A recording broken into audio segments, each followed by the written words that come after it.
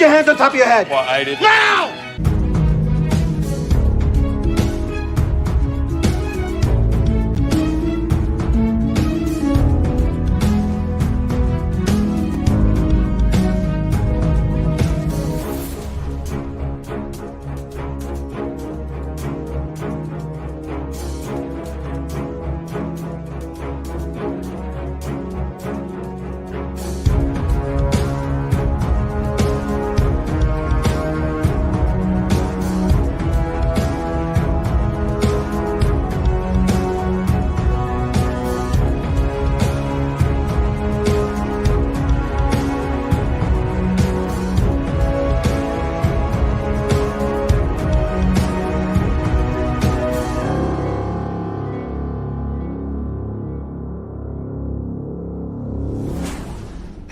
Your mother had a loud bark.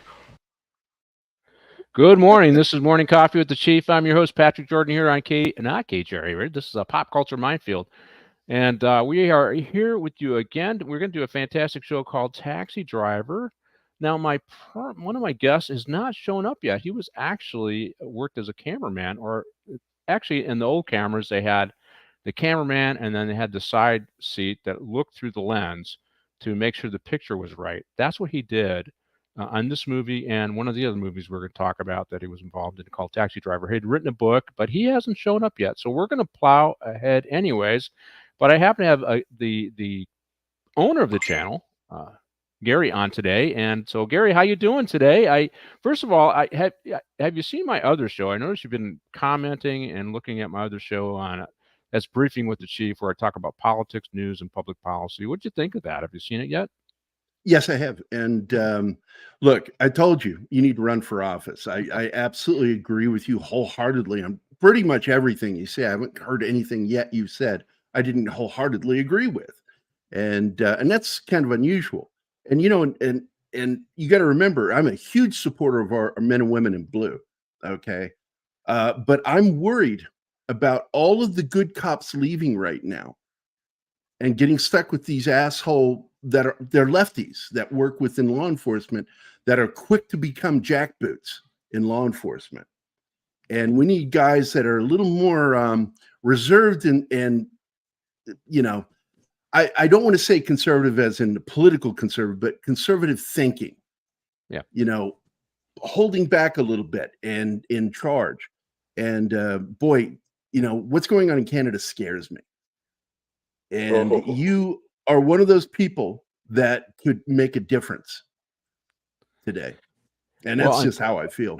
Unfortunately, I live in a sea of blue, and I'm a moderate Republican, but here, I mean, anybody who differs from the stated narrative is cast as a right winger and fascist. Yeah, I know. I've been called all this stuff. I mean, I was talking to John earlier. I have a slot open March 6th, and John just committed. But I'm just going to take the local editorials and deconstruct the lies written by the Times and some other editorial folks out here regarding Gascon and other Soros-funded DAs, for that matter, around the country. Because I really think the two most pressing issues for this election season are the presidential election, but collectively, nationally, these prosecutor races around the country. Now, some people might say those are all local. Well, in reality, you know, what's his name? Soros is doing a national campaign to put these different prosecutors in place, and it needs to be addressed as a national campaign. Ineffective prosecutors. Yeah, and you know, I ordered a book. I'm going to read a book about him because I'm really trying to understand. I don't want to really get in his brain because that might, you know. There's no return. Yeah, delved into it, you know, and so, but I do want to try and understand. I didn't want to buy one of his books. I read the review and said they were kind of not good, but somebody who actually pinned down all of his writings and talked about it, just so I can try to understand where the guys. And I right now I've settled on to, I believe he just wants to weaken the U.S. So that they cannot. He's doing the same thing he did overseas, and that's why he's been banned in 3 major countries from ever being allowed back in those countries, including his home country, because he fucks with, excuse my language, I'm sorry, he messes with the economies in those countries, and he tries to devaluate their currency, and he I think bets on it. That's how he gets a lot of money. I think he just wants to weaken whoever is the top dog. Well, he wants the New World Order. I mean, it's Yeah. period. That's what he wants. Yeah, he's part of the He's global. absolutely New World communist. They call themselves socialists. It's the same thing. Yeah. Socialism and it's just you vote in socialism and then you live in communism because that's what it becomes. Do you know? So he just bought a stake, the debt. There was a radio station platform. I want to say it was Active or Activity, or I can't remember the name of it now. And he bought a $200 million stake in it. So he bought the debt. It went into bankruptcy. He bought the debt. So now he has a controlling stake, and they have like 200 channels around the country. So it's one of the largest media platforms out there. Wow. So, which is ominous, which means that's what. Well, he already owns the majority of the media.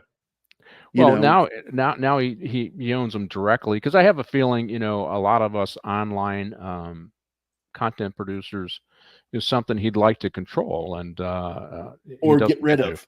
Or get rid of. Yeah, absolutely.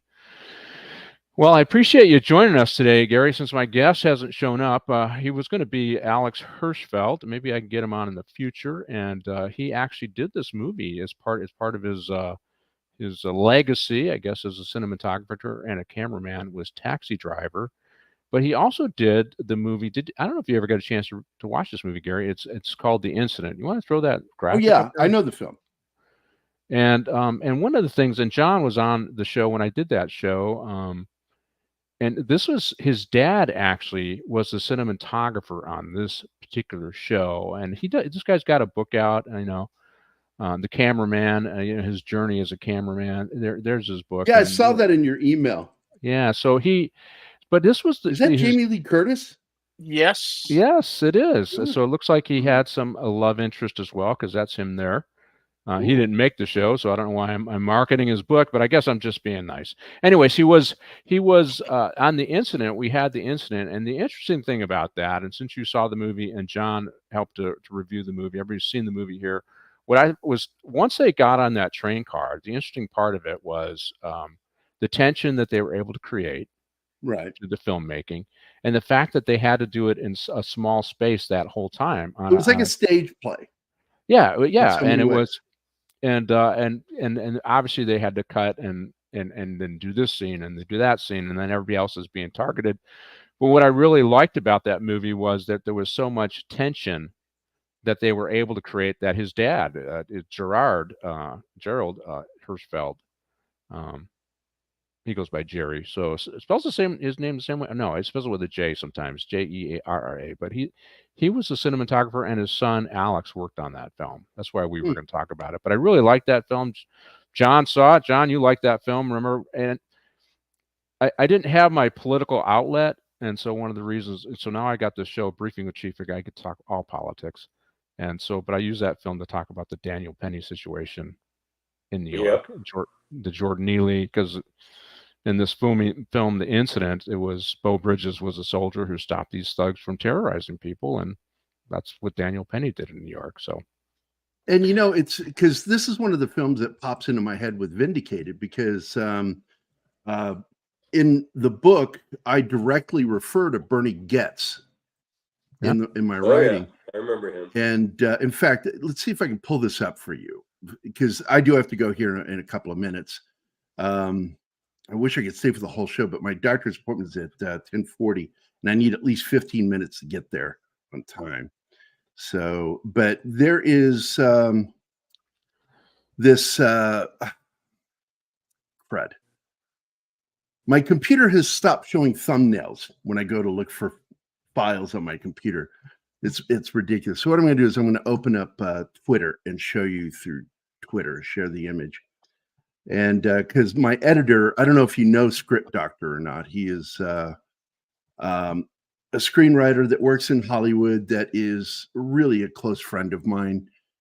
He works for Sony, Disney, everybody. And he and I just fell in man love with each other, just love hanging out and talking movies and talking scripts and writing. And So he's my senior editor on this, and he read this, and he just loves this, what I wrote. This is the preamble to war in Vindicated, in his declaration of war against the criminal underworld. I'm not calling it organized crime because he goes up against different gangs. He's going up against all of them. And of course, this was inspired by that 1989 incident with the U.S. Army Rangers versus the Crips. Oh, up in yeah, Seattle. I've read about that. And it served as an inspiration. But there's the preamble, and you take a look at what I said there and see what you think of that. And you can tell that this movie is always in the back of my mind. Yeah, well, I mean, we're going to do Taxi Driver today. That's kind of it's in the same vigilante genre as what you're talking about here. Yeah, he's still, but he's doing it for all the wrong reasons for a girl. Right. You know, Yeah. it's like you got to do things for yourself, not for somebody else. You know, but in here, I mentioned, you know, that I'm not going to arrest people. That's the job of the police. I'm declaring war on these people. I'm talking about real war. People are going to effing die. Well, I think as a cop, I'm curious what you think of what I said here.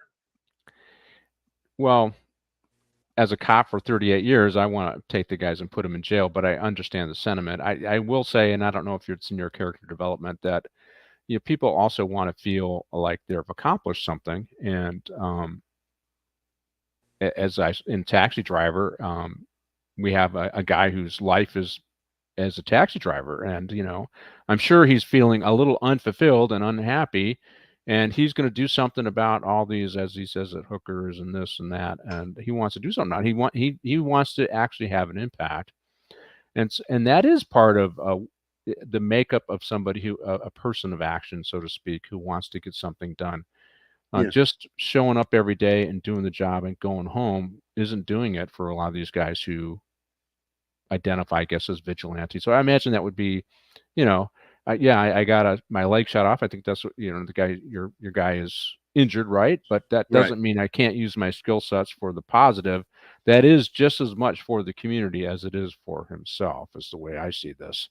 Well, I'm sure you've heard the saying that a bomb isn't a bomb until it explodes. And I kind of borrowed that in the story, and I said, a soldier isn't a soldier unless he's doing soldier shit. Yeah, I mean, one of the other the other vigilante shows is Punisher, but Punisher, hey, they killed his family, right? I think that's the storyline. It's very personal.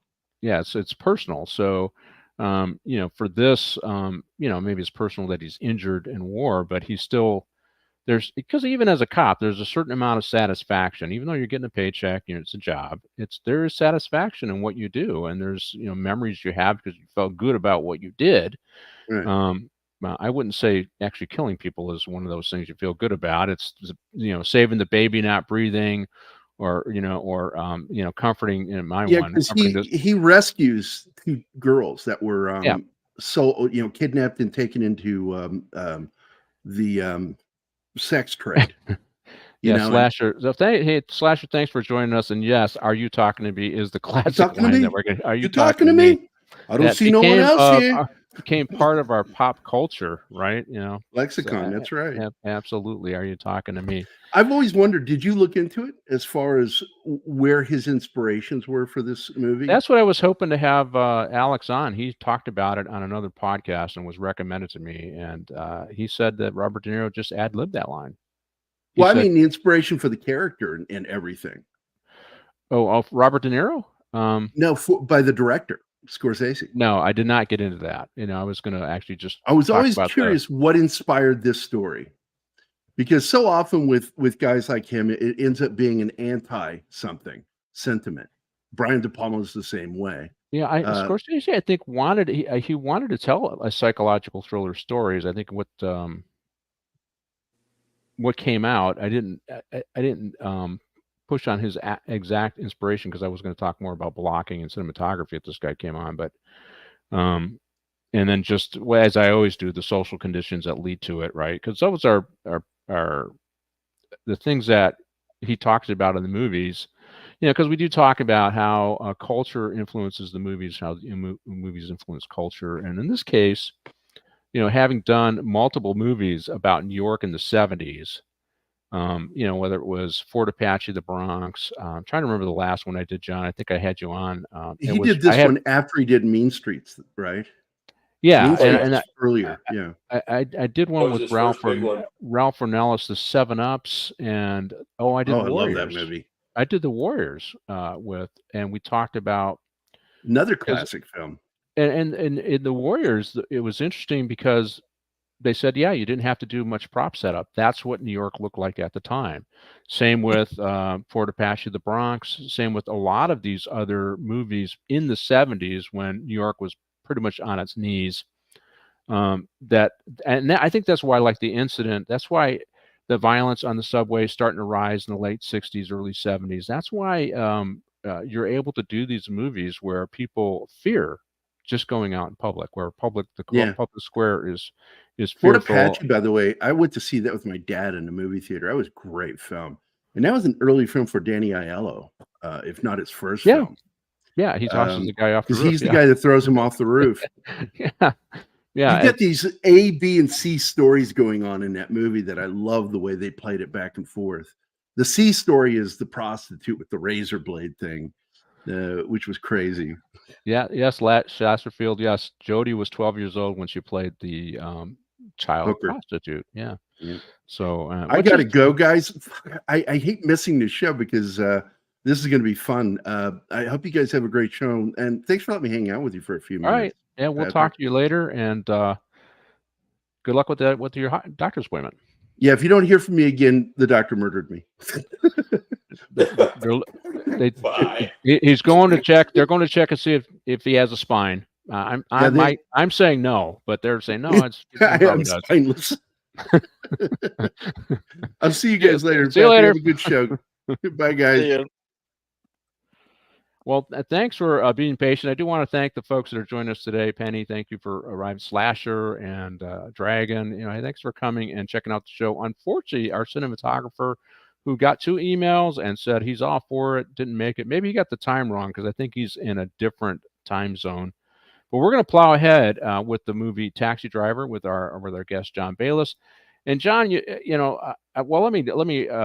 John Baylis, retired lieutenant from Los Angeles County Sheriff's Department, also our resident experts on film and the decay of New York in the 70s, because he also seems to be pretty up on what was going on in New York at the time, which plays into this movie, right? So the movie is Taxi Driver. It was released in 1976. It's a neo-noir psychological thriller, and I had to look up noir and that genre. We did the movie Maltese Falcon, right? And where they talk about it's these snippy comments, and I didn't quite, they say it's a neo-noir, which, I just didn't see the same tone, I guess, with the movie.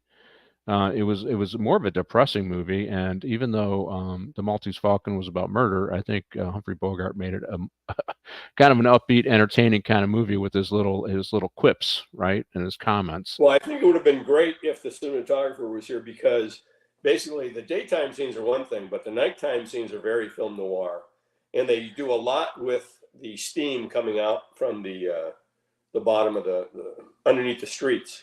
And you see a lot of that, and it gives you that old noir, dark, criminal, sketchy area at night. Yes.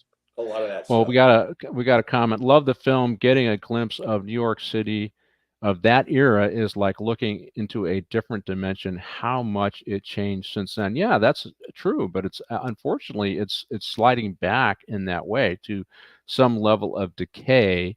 And I guess we probably need to talk about this. So this movie does really show New York. Taxi Driver does show New York, and we can go ahead and roll the first clip, Martine, as the actors come on. And but it does show. It stars Robert De Niro. Obviously, it's directed by Martin Scorsese. It stars Robert De Niro, Jodie Foster, Sybil Shepherd, beautiful Sybil Shepherd. I forgot she was in it.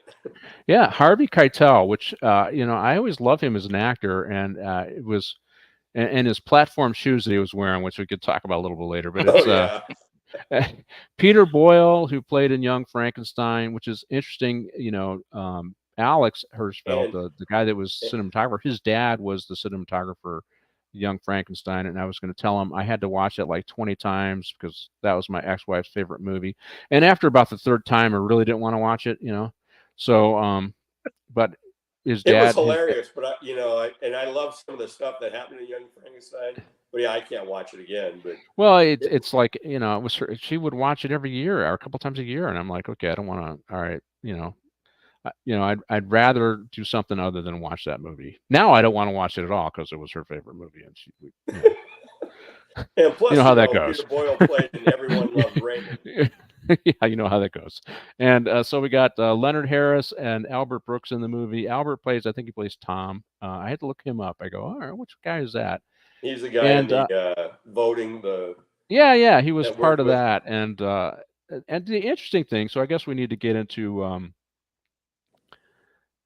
the decay of New York, and it kind of shows it in the opening scene. It shows the kind of decay in New York. It shows all the lights. I actually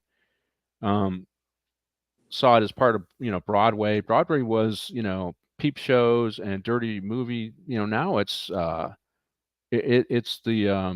place to be and go into New York, right? It's not what it once was. And this I think this portrays it. I would have liked to hear if they actually filmed in that area, if it was just another section of New York that they filmed in. But that's what I thought of when I saw the film. What do you think, John? Well, I agree. It's just like any city, San Diego, when they were falling apart down in San Diego too, when they put in the little town down there by the stadium. Now there's all these beautiful restaurants, but there were decaying hotels, there were hookers, there were homeless, Yeah. and they fenced things off a street at a time. And finally, they pushed everybody farther out, and it's a beautiful area to go and party on the weekends and watch a game and go to different restaurants, dancing, whatever. But it's changed, just like any other city.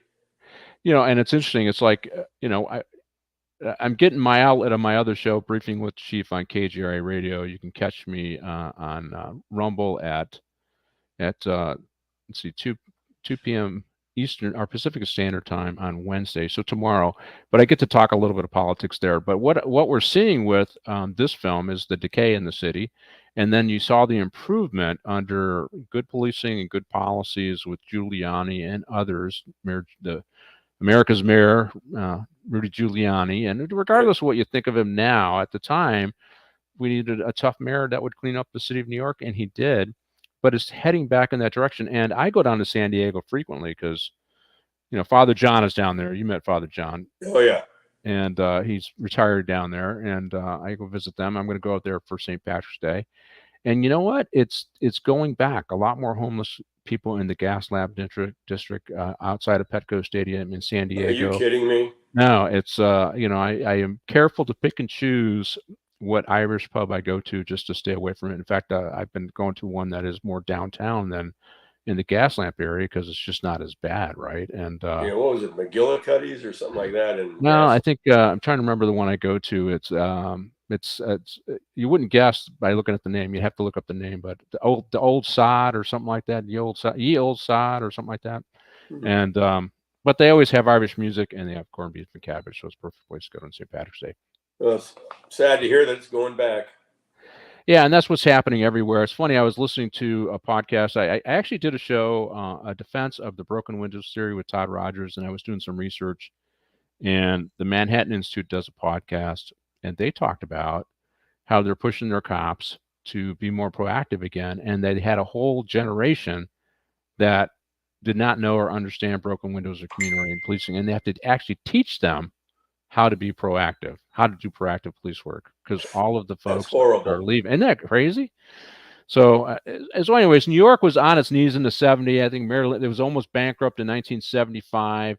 What that means is the city can't come in and help do redevelopment because it doesn't have any money, right? So they had to transfer some of their asset producing taxes to the state, and then the state agreed to come in, and a corporation stepped in to help do the oversight over the city finances, and they began to turn it around.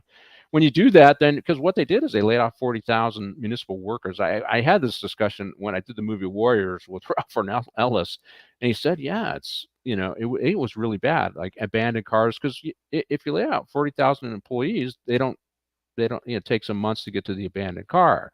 It takes them months to do any code enforcement. The cops, take forever to get there, right? So all those things happen. And as I did with my show, defending broken windows theory with Todd Rogers, the mayor of Lakewood, vice mayor of Lakewood, and former assistant sheriff on the sheriff's department. As decay comes in, crime goes up, right? That's the theory of the broken windows theory. And you could see that with New York. Lack of investment, a lack of interest, mostly because of poor fiscal management. And they didn't have the resources to do a better job. Also there was a little bit of ideology behind that. And then Mayor Koch came in. I think he's tried to turn it around, but it's a multi-generational process. And then Rudy comes in and he drops the hammer on the squeegee man and all the other quality of life stuff. And New York came back, as did other major cities. And now we pulled away from that and it's going down. But I think one of the things that you see now, as you see, this movie is part of the vigilante genre. So it's, even though Dirty Harry is a cop, it's kind of got that vigilante streak in him. But he plays this role of the vigilante. I mean, I did Death Wish 1 and 2. Yeah, I think did you do Death Wish, one of them with me, John? I did one. Yeah, and that's out of that genre. And surprisingly, it's coming out of the 70s and 80s where you had all this violent crime that so maybe Gerry's vindicated movie's got some hope here, because people are going to be looking for somebody that's the vigilante in the media kind of thing that's going to clean things up. But this was part of that genre. And I said, let's roll the first scene. And so Broadway, we just talked about Broadway. And just to clarify, folks, so our main character, Travis, was in the Marines and then became a taxi driver. And he said, as many hours you can give me. He's got like a 12-hour shift every night, 6 at night till 6 in the morning, which I could tell you from personal experience, those are absolutely brutal hours. Absolutely brutal hours. And, I did a show on police suicides. And one of the things that surprised me was how fatigue helped to increase a person's depression. And that depression was a precursor to suicides, which in this movie, he does eventually go into murder-suicide mode here. Travis does. But, I thought, oh, wow, that's, as I'm doing more and more shows, both on the political show with Briefing with the Chief, on this show, what I thought about that was this indicates that the writer did the research and understood how working those long hours has an impact, a negative impact on people. So he can't sleep. He's working long hours. And that, I don't know, John, if you noticed, but the guy that hired him was in The Godfather. Did you notice that? Oh, yeah. He was in The Godfather. His name was Joe Spinelli. Yep. He was in The Godfather. And I go, oh, wait a minute, that guy. And he was the guy that was asking him questions. And clearly, Travis comes along as a little odd, but here he is. He's just going through what I call Broadway. And it lays out what New York actually looks like at the time. And this is the environment he has to work with. And certainly, if almost all of your time is at night, you're going to be seeing the worst. You're going to see the vice. You're going to see the peep shows. You're going to see people drunk. I mean, John and I both worked in West Hollywood, and I want to say every other business is a club, right? Yep. And so during the week, and certainly on the weekends, you get like the city would double in size. If you had more than that, you get 100,000 visitors sometimes just going to the hotels and the clubs. So if you had a city of 80,000, then it would double in size just because you had all these people. And you know what? They're all coming to drink. They're all coming to party. They're all looking for a good time. I mean, there's the Whiskey A Go-Go, the Rainbow, the Roxy, and where all the beautiful Charlie's, you name it. Yeah, all the beautiful people go to, and I never went there, but all the other beautiful people went there, and you gets when we first started working there, a lot of streetwalkers, ladies on Sunset, right? Yep. And then you had the boys on Santa Monica Boulevard, and then a certain night of the week the transvestites. The transgender prostitutes would show up, and so you had pretty much all of this vice. So when I saw this scene as they're laying out what Broadway looked like, it just reminded me of early West Hollywood when I was there, because it was a lot more visible vice at the time. I think we had, gay bathhouses, we had dominatrix, we had all these kinds of things. Yeah, I just needed. That's why I brought John on, so he can talk about his experiences there and help get through the show. Because I don't really, other than they were existed, I didn't know they were there. So shit, there was a dominatrix thing a block south of the station. Right. We had to shut that down eventually, but yeah. And here's the story. It's a true story. And so there was a massage parlor. I want to say it was Santa Monica and La Cienega. It was at least in that area.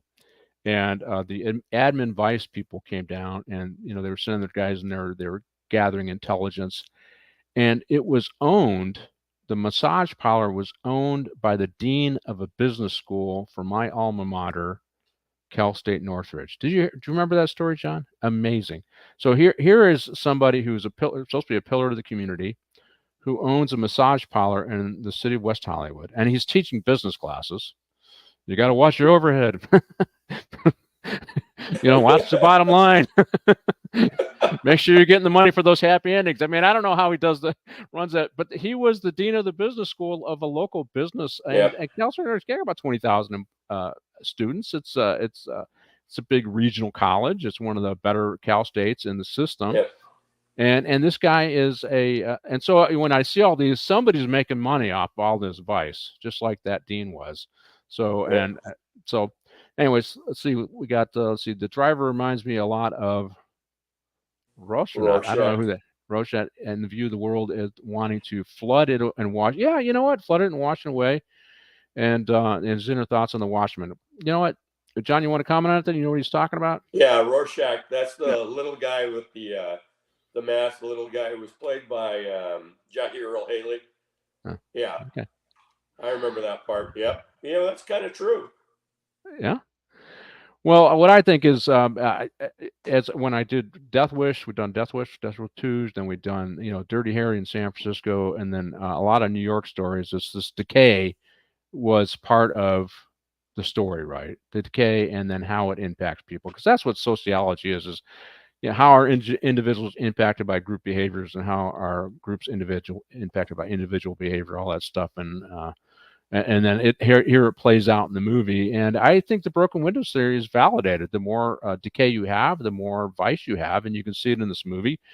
So hey, George Gascon, Jose Garza, Joe Gonzalez, Kim Fox, Pamela Price, Annie. all you lefty prosecutors, please watch this movie and wake up. Annie Right? Willis. I don't know what you guys watched. They probably watched, the what's a little show where they got the little unicorn that runs up there, and the little Care Bears, and that's the depth of their of what they're in college, going to law school, and they're watching around pixie dust, how pixie dust can change the world. Exactly. I say you go to some of these gritty movies and watch, and you see what the true social condition was at the time and what inspired the movie. And so he says hookers, peep shows, and it indicates that he's antisocial as he discusses that. And here's the whole thing: how does decay impact the individual? And I think it does have an impact on the individual. Travis is definitely more unstable, however. Yeah, you can see that. And that was the other thing. It doesn't say whether he actually faced combat, because he would have been in the era where he could have likely gone to Vietnam, right? Vietnam. Well, he awfully had PTSD. He was taking meds like crazy. Yeah, and I was at first I thought those were uppers, right? That he was taking uppers, but he says something in the movie about he doesn't do drugs. I'm like, He says he can't sleep. So I don't know if he's trying to take sleeping pills or if he's taking stuff for PTSD. And they bring up him being in the Marine Corps. So you're talking Vietnam War, drugs during the war. Yeah. He got out. He's now got PTSD. He's not socially, he's not a social person. He has issues with being sociable, like when he tries to pick up the girl at the peep show. And then later on when he takes Sybil Shepherd to the peep show. I know. Yeah. That was crazy. Yeah, completely. Let's see. Those crazies sympathize with the bugs from Starship Trooper. Hell, I recently saw a tweet from one of them, just realizing, wow, drugs are actually a bad, a bad thing. Yeah, yeah, it's I just did I did a show where I let off where I talked about overdoses in Los Angeles County. So I think 2014 when they first passed criminal justice reform, Prop 47.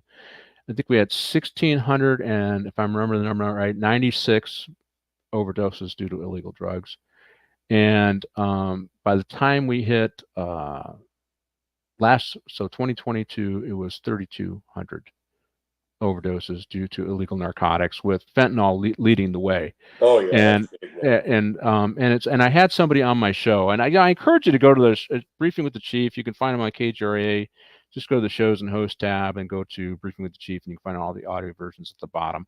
But I did an interview with Judge Mitchell, and he's running for DA, and he said, I had, and so John could clarify what this means, because in New York they had soft on crime approach in the 70s. Everybody, it was, you had to work hard to get into prison, and New York PD did not sweat the small stuff. They only dealt with big stuff at the time, which to me is kind of an excuse not to do more work. So that's why I don't like that. Hey, you know what? Deal with the stuff that you see in front of you, and that'll solve bigger problems, is the way I felt as the chief of It police does. for the LA Metro and other areas that I work. But the judge told me, he goes, I had somebody in my court who had 22 kilos of methamphetamine. So if I'm getting the math right, John, That's a load. that's 44 pounds, right? So it's a Yep. 2.2 pounds per kilo or something like Yep. that. So you're talking 44 pounds. And the DA's office only filed simple possession on him, gave him a slap on the wrist and let him go.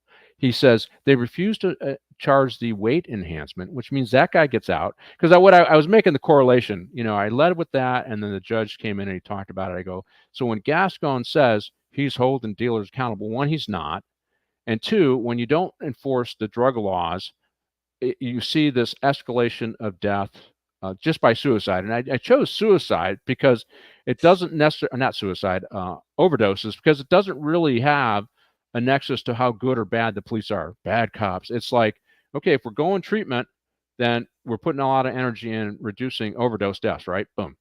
Right. And, okay, so it's failing, right? I mean, if you don't do any enforcement at all, that's more drugs available, more people overdose. And I think when we can see in the movie, if we're not going to take aggressive action, one, vigilantes pop up, but also you're going to have a great deal. That's ridiculous. You're going to 44 have a great deal pounds. more deaths. Yeah, no, and Remember when okay, we were time dead? served 10 days. That would have been at least a 5-year sentence in state prison. At least, it was always the guys with the minor possession, the narco guys, and the detectives wanted to get in touch with them so they can move up and get that Work their way dealer up, yeah. and get that transporter. But that's transporting for sale. That should have at least been 5 years minimum. Well, if it was for 44 personal pounds, use, that's not for he'd be personal use, dude. he'd be dead in a day if that was for personal use. Oh my God, Dude, no because shit. the That's other thing. ridiculous. So That's I guess somebody that's poisoning everybody. we'll give everybody a little education. So methamphetamine used to be made with ephedrine. That was one of its core precursors, and so they controlled the ephedrine. So they replaced it with a substance. The shorthand for it is P2P. You can look it up. And what the P2P in methamphetamine causes is greater psychosis.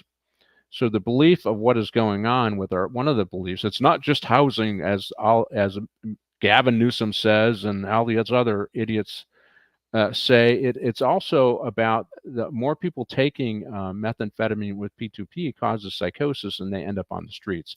So it is helping to drive our homelessness.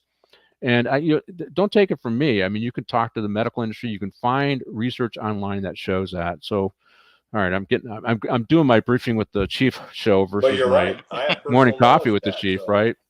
Yeah. So I mean, yeah, I know. Yeah, I know. It's just can't get it out there because the mainstream media won't cover it, and that's the truth. Anyways, let's do the EM crew because I wanted to. It's interesting. John, so these are the guys that are on the EM crew. There's Peter Boyle, Yep. right? And they got Norman Matlock, and they got an actor. He's called Chris T. I forget his name now, and maybe that's Norman Matlock. I can't remember who it is. Albert Brooks is, and I comment on his. So here's the early morning crew.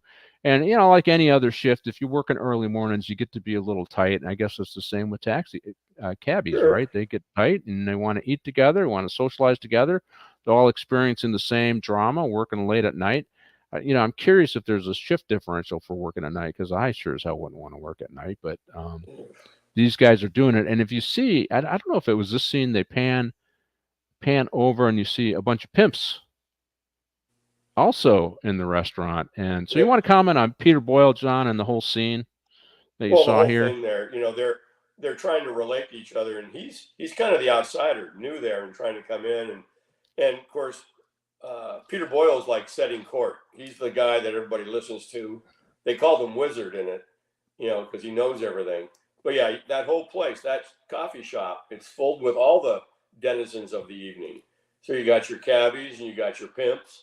And for the most part, they probably all know each other because they're picking up the Johns and dropping them off and everything else. And yeah, they're hanging out together, but they all have some type of issue, and they're all doing side hustles also, trying to sell this. They find this, they find that. Let's go get trying to make a little extra money on the side. But yeah, it's pretty gritty, but it's normal. Yeah, why not? Because it's everybody else is kind of doing the same. They're doing the side hustle thing. And I think we just had a comment where they said they were surprised that they had red light districts in New York, particularly in Broadway. One of our and that's true. I mean, this was much more accepted and pervasive. It's interesting because we got tougher on prostitution, and also we focused on pimps and pandering more. There's our guys who are dressed as the pimps. That's what they look like. And we clamped down on that, and in California they passed. There is a movement to legalize prostitution. I think it's a mistake because we're just legalizing sex trafficking. Those politicians that want that say it's a victimless crime, and they're full of crap. Yeah, on one hand they'll say that, but then they'll talk about the exploitation of women. I mean, it's the same party. They got to make up their mind. And they passed a law where you couldn't arrest people for loitering with intent to commit prostitution, which was a very convenient law because it allowed uniformed law enforcement officers to stop the problem and get the women, for the most part, sometimes the boys, into treatment because many of them are addicted. And they got rid of that. So now it's made it a lot harder. So you see much more street prostitution in Los Angeles and in our bigger cities in San Francisco because these ultra leftist politicians or people who not even left, they just want to have the credentials of, I'm a reformer, not understanding public policy wise how their reform is detrimental to the community. They're beginning to understand it now. They don't want to accept it, but that's the truth. Travis does not mention having to clean up body fluids from his. Yeah, he did mention that, and he does mention it. And it's interesting because did you notice he talks about how he doesn't like any of this stuff, right? The Vice and all that stuff. But yet he goes to a peep show, and the gal behind the peep show who's working the counter behind ended up being his wife. Did you know that? Mm-mm. The first time, yeah, it's Deanna Abbott. Look her up there, Martin. Oh, that's one of he's always been into black women. Yeah, well, she's working behind the counter, and I was like, and then I was reading about it and go, that he ended up marrying her. He's had a couple of ladies, and she was one of them. And he's he's all the show shows that he's infatuated with Sybil Shepherd, but he does marry this actress, Deanna Hnne Abbott. That was his first wife, and he had some kids with her. But yeah. Well, I'm glad I stumped the experts on trivia here. I didn't look that up, but yeah, he's had a couple of black female wives and girlfriends over the years. So anyway, so that you got the EM crew, and one of the other things is as we get into the next scene, it's I call it Meet the Candidate and Jody. But one of now Tom Brooks, if you look at the scene, you'll see how he's dressed. And remember the big ties, John? Oh yeah, the fat ties and fat lapels. The fat lapels, and you see that on him. And you look back at it, and I go, God, I had ties like that, and I Oh think yeah. I had a suit like, and I think, why did I wear that crap? It's ugly, and, It's but what was but normal back then. well, yeah. And these guys are a little more. Their stuff's a little more conservative, but what was the hip people, I guess, were wearing. And then he had kind of a. I think the first time I saw him, he had a pink shirt on. But here's Travis. He's meeting the candidate.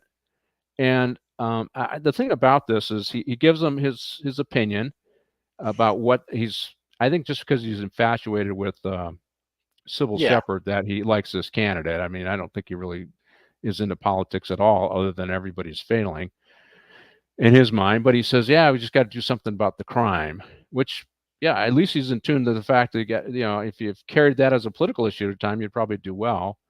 And this very skilled politician takes the time to look at the name so he can address him by his first name. But this is the guy he eventually tries to assassinate, John. But I think they all think that Travis is a little off in the cab. What do you think? Oh, yeah. Yes. Yeah. Well, they can tell the way that he's talking and bringing stuff up. They're like, and they're trying to hold on to be nice, but they're still giving him a look like, who is this dude? But he's a politician, so he's got to keep his face going.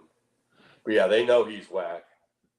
Yeah, they want the cabbie vote, Martine. What do you think too? This was also a good scene to show just how socially inept, you have it on socially screen. inept he is, right? Yeah. Yes. Because he tries to speak normally and end up in a quasi psycho rant. Yeah. Yep. He might actually be on the spectrum somewhere, right, John? I mean, a little, maybe a little bit Asperger's going on there or something, where he's just, Yep. he doesn't read the social cues He and has how. no social acumen whatsoever. Nowhere in this show does he have social acumen. Which is interesting because, I mean, how do you do that? I would have liked to talk to Alec, the character development that you have to go through, read the book, and then understand how you're going to present yourself as a character. And one of the things I did hear Alec say when he was on another podcast where they recommended it to me was, he said, the thing about Robert De Niro is his character was one that was sullen and not very friendly. And he says that's how he conducted himself on set, which I've heard that before, where actors will try to stay in character on set so that they are in character in the movie, right? They have this discipline in how they want to conduct themselves. And he does a pretty good job of being socially inept and withdrawn in the movie. Yep. But here's the other thing. We also, now he says goodbye to him, but we also end up seeing Jody just briefly in the scene. They kind of introduce her. And but he does say he wants the politicians to clean up the city. It's an open sewer. It's full of scum. I think those are the words that he uses, which are, those are pretty strong words. These are all true, but at the same time, he can't sleep, so he's got this job working in the dregs of society, and he's there all day long. He sees. Yeah, I it's guess kind of like Dostoevsky's, was it Dante's Inferno, where the guy starts going down deeper and deeper into shit. He can't get his way out, or he does. Nope. Or that becomes his reality. As that world becomes a reality. I mean, we worked with cops who stayed at places too long, right? And they see one vision of the world, and it's just that vision. And I used to tell guys who worked at some of the faster stations, I go, there's perfectly good stations between your house and here. You can transfer and be a little closer and get out of the line of fire.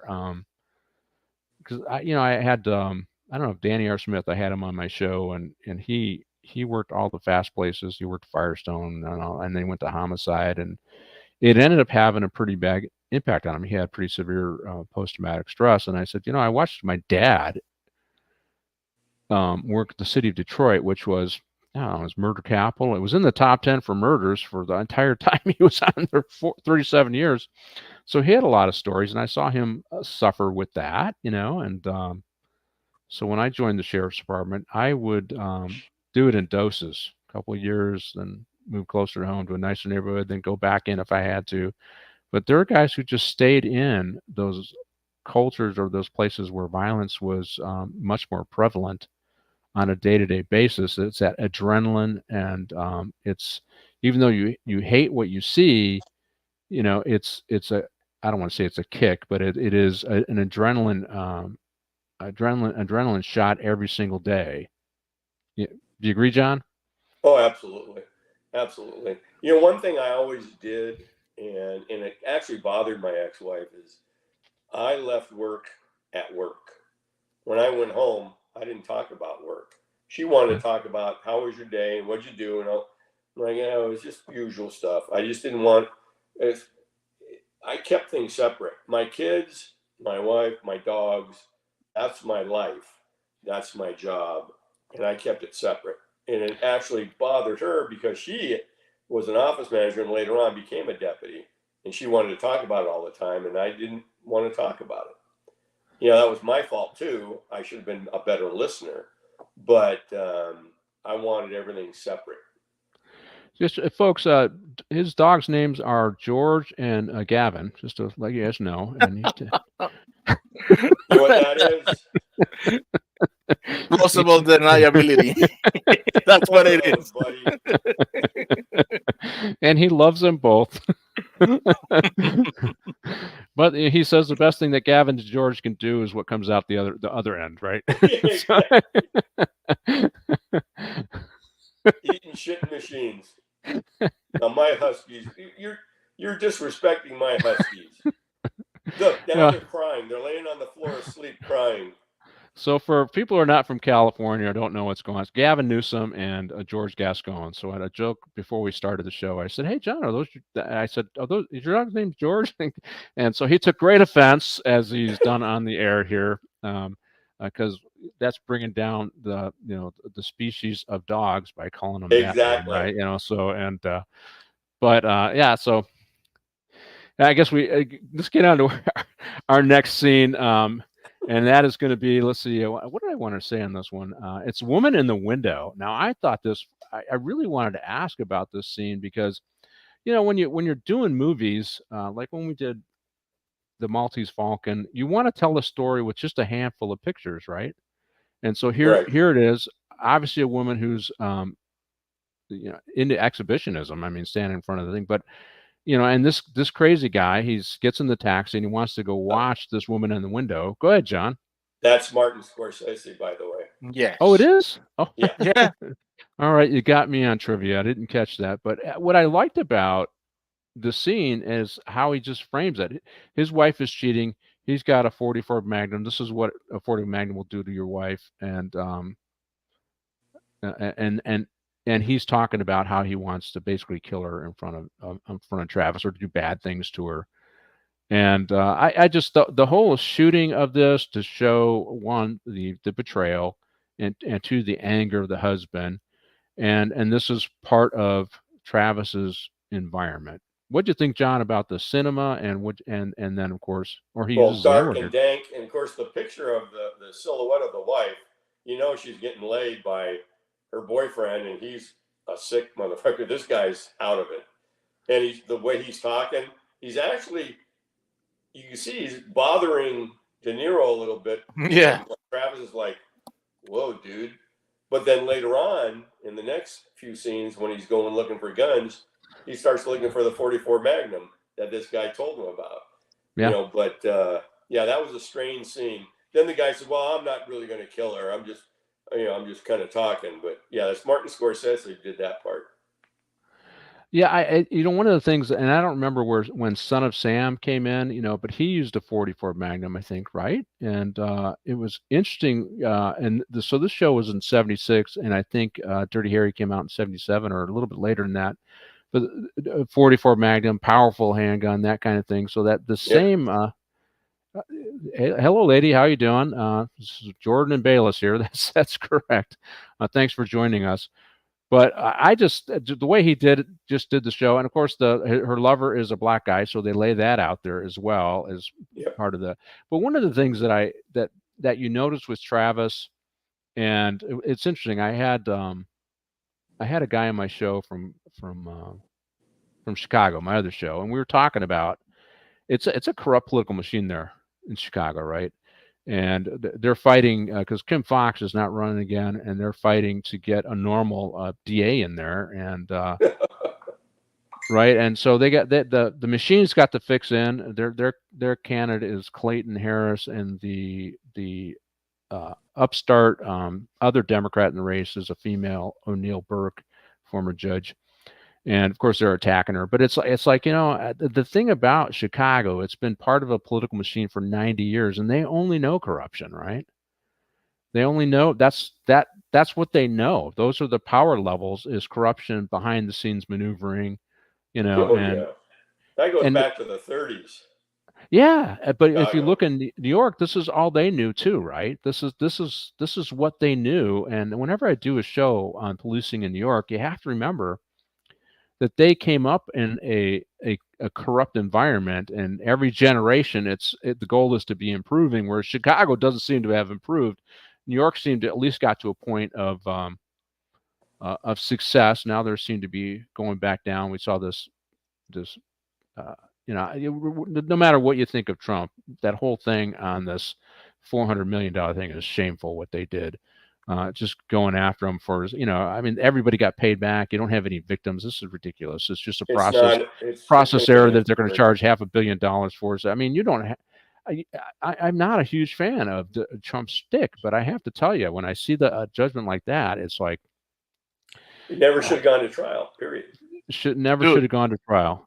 Hey, we're at the. Go ahead, Martin.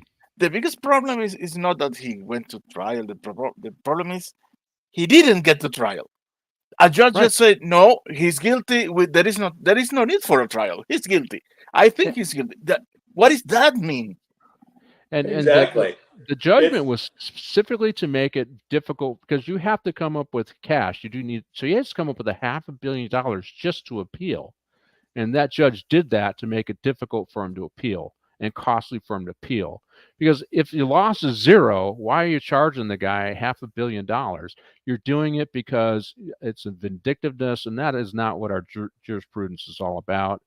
And let's see, seeing frequent stories from NYPD being assaulted. Yeah, that stuff going on there too. That was disgusting. It's just, you know, it's unfortunate because DA let those guys go. Yeah, and they're coming to California, a couple of them, I guess. Yeah, they caught a couple of them in California. So anyway, so we're at the halfway point. Let's go ahead and do our commercial break. John can go do his business, and with Gavin and George, and I'll be back in a minute.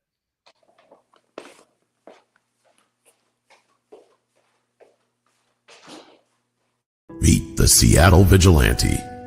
Like so many comic heroes, this warrior hides his identity.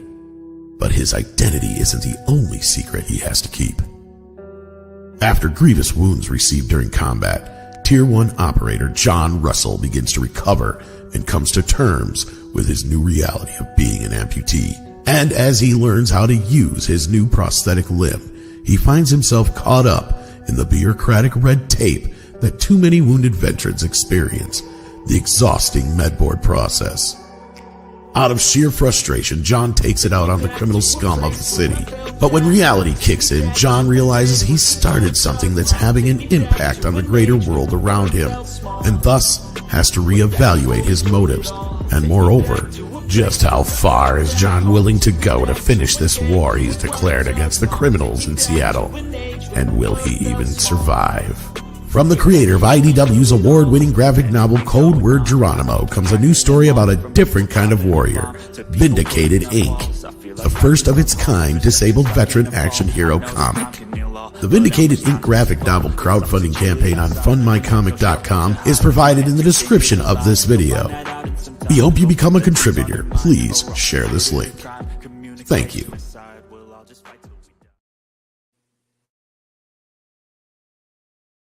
There's only one location on the internet where you can get it all. Movie, TV, and comic industry. News and rumor analysis. Official scoops from Geekosity magazine. Reviews and interviews. So, when you need it to be Sunday, there's only one place to go, mate. Pop Culture Minefield. Well, they're always talking nerdy nerd stuff. Right, Jog on then.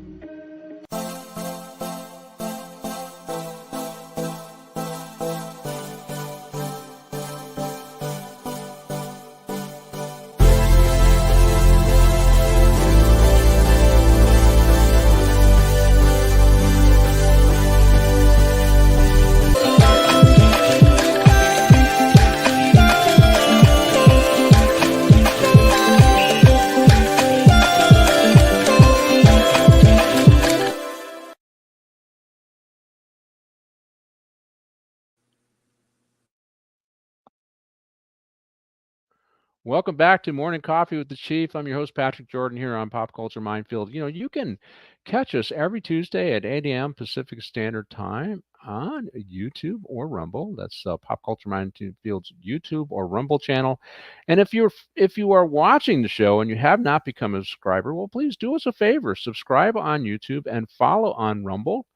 And just help us with the algorithms, because the more people that you have as subscribers, the more people who are liking the show, the more people are commenting, the higher we move up there. And what I noticed when I first joined the channel, it's almost a year ago, that we were just shy of 7,000 subscribers, and so now we're over 10,000, and we're approaching 11,000 subscribers. So we're moving up a nice little pace, moving up. So please do me a favor. If you are a regular watcher of the show, whether it's on Rumble or YouTube, subscribe to the show, please. So John A., welcome back. Hey, listen, I've been, what are your dog's real names? I don't want to call them Gavin and George anymore. Sky, and what was the other one? Shadow and Sky. Shadow. So, okay. So Shadow is the Shadow presidential candidate. I mean, no. That's just wrong. Hey, you know what? I'm sorry. Your dog's probably got some better public policy than Gavin and George, and so I hate Hey, to. anybody can probably have that. My 6-year-old grandson could do that. So it reminds me of El Salvador, what is going on in New York City back before they cleaned it up. And yeah, they arrested a lot of the gangsters there. I actually did a show where we talked about what was going on in El Salvador. I had Dr. John Sullivan on and Ralph Ornelas on my other show, Briefing with the Chief. We talked about what was going on south of the border. It was a very interesting discussion because right now Dr. Sullivan is regularly going down to Brazil to advise them on how to professionalize our justice system down there. We did a show here on this channel. It was Elite Squad, which was about Brazilian anti-crime units that were, maybe they use some extrajudicial killings to control things down there in it's different environment. The slums down there in Brazil. So I do some interesting subjects on my other show, Briefing with the Chief, and you can catch that on the KGRA's Rumble channel. Go ahead, Martin. Let me tell you this, Chief. I understand how American people can be appalled by things like portrayed in that Brazilian movie, Elite Squad. Yeah. But in South America, conditions are not the same as your believe me. And the situation Brazil was at the moment, and today is not a good one. Don't get me wrong, but at that moment in time, that was horrible. I've seen a microcosm of that in Venezuela for a while, and then it got worse. But yes, it sounds heartless. But sometimes those kinds of measures are necessary. Well, what I always try to remember when I talk about, like when we talk about street gangs and things like that, I mean, we had street gangs in New York that were Irish. We had street gangs in New York and Boston and other places that were Jewish gangs. So when we deal with street gangs, for Latino street gangs, for example, who are we to say that we were better when we were new to the country? These things happen. In fact, the extrajudicial killings, not that I want to say the gangster squad in LA was into extrajudicial killings, but they meted out a sense of justice on the street to achieve a greater order, better order. Because we've had Buzz on here a few times, Buzz Williams talking about how the gangster squad in LA helped clean up LA and dealing with the mob, right? And how they treated the mobsters.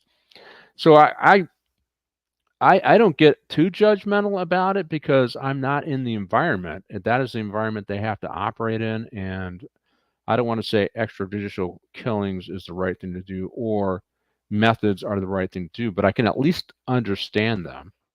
And I don't want to suggest that the U.S. is better than everybody else because, we have our own history and our history is replete with all kinds of examples that other countries are going through. We were able to, well, until recently, I guess, the rule of law covered everybody, or it was sufficiently inclusive to everybody that we were able to move away from the corruption of the past. John, do you kind of agree with that? I agree. You just got a comment from Obuduelo. He's a Salvadorian.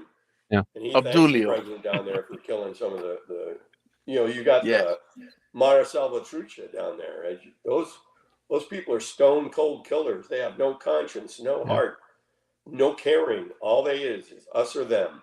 And it's always them. And it's just other countries can't understand. And then when they come here, oof. In the absence of law, it becomes their law, and they got a president. I forget his name. I think it begins with a B. That is cleaning things up down there in El Salvador, and they put all those thugs in prison. And now it's got one of the. I think it was El Salvador. Now it's got one of the lowest crime rates. Yes, Yeah, well, the economy is booming. Economy is booming, and and that's it's funny. I talked about that with Todd Rogers when you to reduce crime. And people feel safe, they'll come out in their neighborhood. They'll build a sense of community, and businesses roll in. And they'll like guys like Gascon and these other leftist prosecutors say, well, you locked up too many people of color, therefore it is systemic racism, and you guys are all evil. Never mind the fact that LAPD, the LA County Sheriff's Department, Chicago PD, NYPD are all minority departments, and they had significant minority populations on the department. So, no, we aren't a systemically racist organization, but we did implement policies. And when you lower the crime rate, it's because if the people who are doing the violent crime are people of color, you got to put them in prison because the people who are being hurt by that are also people of color. In fact, one of the stats that I looked at is we had 300 or 500 more homicides in 2022 in comparison to 2014 in California. And if you look at, and LA County represents about 40% of those homicides. And if you look at who's dying of homicides in LA, 41% are Black people. So if you put policies in place that in which crime explodes, who suffers the most? People of color, right? Innocent victims, people of color. So you haven't gotten away from the disparate treatment of policy because the policies that George Gascon now in place increase the number of people who are victimized, particularly people of color. Increase the number of people who die of homicide, particularly people of color. The number one leading cause of death on Skid Row is overdoses, and the number one demographic that's dying of those overdoses is Black men. So, I mean, when you look at all the numbers and you break the numbers down and you know what you're talking about, that's why it drives me crazy, all these editorials, they lie about this stuff. But so when you lower crime, though, investment rolls in, and you see that in El Salvador. You lower crime, then people are going to make an investment with money. More jobs come. Hope comes. People trust government. There's a lot of benefits to doing that. And will there always be a little bit of corruption? Yeah, absolutely. I mean, look at the Clintons. There'll always be a little bit there, but your goal is people are treated pretty much the same for the most part. If you work hard, you're able to achieve, a set of goals and values that you want your society to strive for. And if people can do that, and the thing about the U.S. in comparison to other countries, this is why I say the U.S. is your social mobility in the U.S. is generally greater than any other country. So we may have we may have large gulfs of rich and poor, meaning you have higher number of rich versus and higher number of poor, less people in the middle class. But the one thing the U.S. does have in comparison to other countries is greater social mobility, no matter who you are, and that's what makes, because what that means, if you have the ability to have hope, which I don't really see in this movie, Taxi Driver, you're willing to invest your time and energy in a society because you believe hard work and determination will get you there, right? I mean, that's the social mobility piece is an important piece about, and that's not written in the Constitution. That's not written anywhere, but that is a byproduct of a strong democracy based upon Strong capitalism. republic. Strong republic, based upon with a capitalistic monetary system or economic system. I'm kind of going off, John. Do you agree with that? Yeah, but we're not a democracy. People understand the difference between a constitutional republic and democracy. But yeah, in a republic, everybody has a chance, and especially with capitalism, to go up. But crime's a big element of that. You got to get rid of that and get those barriers out of the way. You're absolutely right.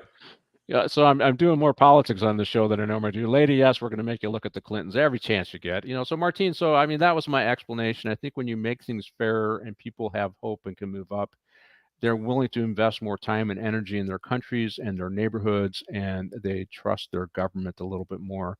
Is that what you think is kind of missing in some of these countries with dictatorships, that are oppressive dictatorships? Oh man, I agree. So I got you stumped. I don't know, because trusting in the government, I don't trust any form of government. Trusting in government is the first step to get a dictatorship. Yeah, so I'm let's. Well, I kind of say, I guess I kind of disagree with you there. Yes, I understand. What's Ronald Reagan's old saying, John? Trust but verify. There you go. Trust but verify. And Reagan was a skeptic of government, which is why he believed in small government. But he also was his comment. Hey, socialism and democracy will come to you. It'll be a liberal that brings it to you, right? As in the name of doing better. I can't remember how he says that quote, but it was really very good. And so there is, a level of trust and engagement, but yes, you have to keep checking government to make sure that they're working for the people. Let me put it this way: constitutions are made to protect people from government. What does it tell you about government? They are inherently the enemy of the people. Yeah, well, yeah, the Bill of Rights is to check the tyranny of the majority, right? That's why you have the Bill of Rights. And unfortunately, right now, not everybody's treated the same under those Bill of Rights, which is really frustrating to me. Cops We've been infiltrated by the left. That's why. Yeah, the left says, they're and I've made this argument that these Soros DAs are picking and choosing who gets the Bill of Rights and who doesn't. And that's what I see around the country. It's like, hey, I agree that we need to check the awesome power of the criminal justice system to make sure it's not being unfair to minority communities. But, deciding how to, I agree with that. There should be checks and balances and oversight and review. But what they're doing is they're suggesting, in my opinion, that we need to treat people differently, based upon who you are. And I really have, you can argue that they were treated differently, but also each and every one of these folks has free will. And so when they commit a crime, they need to be held accountable for that crime. And that's what the justice system is for. Just looking at the end result in terms of who ends up in custody or not, and not looking at the benefit of the action is really a problem. And this has been of course, this is a discussion from my other show, but hey, let's roll the Jody and Iris scene, because we really do need to get on to the show. And it also brings up another issue, and that is the sexual exploitation of children and the controversy of this show. Now, Jodie Foster got nominated for Best Supporting Actress. I don't think she won, but she was nominated. And she didn't win, but yeah. She was 12 years old at the time, and she played a child prostitute in this movie, which it was not unusual to find somebody working the streets when I was working who was underage. Now, 12 would have been way too young, but 16, 17, 18, or 16, 17, that was not unusual. I remember that. And then when you finally do get their ages, we had Children of the Night, we had some other organizations that interceded and helped with young adults. But if they were underage and they finally told you the truth, you could get them into foster care and then try to get them home. That's what really happened. This is ultimately what happened with Jody here. But yeah, it's not unheard of, right, John? Back in the day when nobody cared, right. we had child prostitution out there and child exploitation. And that's why I think one of the border problems is a lot of these young people are being shipped up north, and they still got to pay their debt to the people who helped get them here in this country. Whether it's south of the border or if they're coming from China to Mexico, there are people that are paying that bill, and they got to pay them back, whether it's exploitation of them as workers or as sex workers. That is part of what is going on. It was when I did a show on the border with Dr. Sullivan, he explained, yes, absolutely, they are trafficking in people, and people have to pay debts. That has become one of the biggest money makers for the transnational criminal organizations. Not just in Mexico, but their allies, their criminal allies around the country. So, but here, and this is how this would play out. They would end up working the streets. Now, working the streets is your kind of lower level prostitution, right? You got prostitutes that work the streets. You got prostitutes that work hotels. You got, high end call girls. And here she is, young, pretty, and you don't really stay pretty very long if you're working the streets, right? Get hooked on drugs, and she's working the street, John. So that it is realistic in what they showed in the scene, right? Absolutely. And don't leave out, it's not just females. There's kids of all ages, male and female. The males also get pimped by the gays and other people that are, and I'm talking underage boys, 16, 15, that are raped continually. But they're getting money for it, so that's how they live on the street. Yeah, I got this call once. It was this teenage kid in an alley, and he had come from the Midwest. I want to say Ohio or something like that. And he was sleeping in the alley. He's coming down from a high. And he finally told me his age. He was like 17 or whatever. And I said, well, what are you doing here? He goes, well, I was kind of rough at home. Well, how'd you get here? He goes, well, I hitchhiked.